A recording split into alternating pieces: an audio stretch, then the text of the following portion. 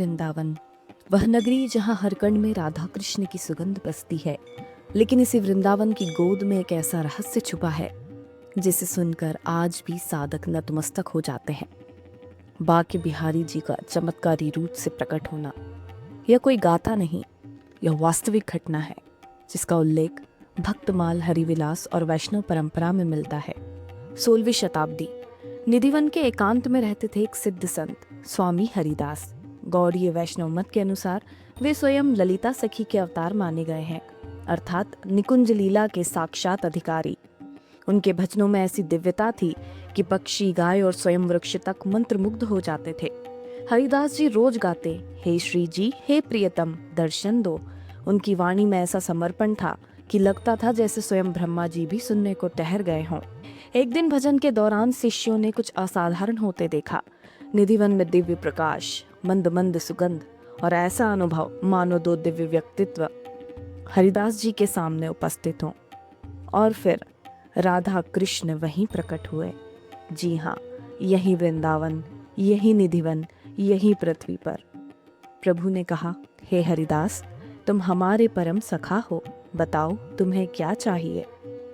स्वामी हरिदास जी बोले, प्रभु, मैं आपके दर्शन का अधिकारी हूँ, लेकिन मेरा ब्रज, मेरा संसार, मेरे भक्त वे भी आपका दिव्य रूप देखें। कृपया मूर्त स्वरूप में प्रकट होकर संसार को दर्शन दीजिए। यह सुनकर राधा और कृष्ण मुस्कुराए और उसी क्षण दोनों का युगल स्वरूप एकाकार होने लगा। एक दिव्य मूर्ति प्रकट हुई, तिरछी मुद्रा, मोहिनी मुस्कान, नटखटपन और माधुर्य से भरी। यही थे बाके बिहारी जी। कहा जाता है बिहारी जी की मोहिनी दृष्टि इतनी प्रबल है कि कोई उन्हें अधिक देर तक लगातार देख नहीं सकता।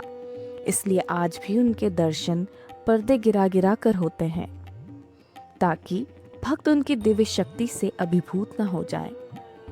प्रकट हुई यह मूर्ति स्वामी हरिदास जी ने अपने शिष्यों को सौंप दी।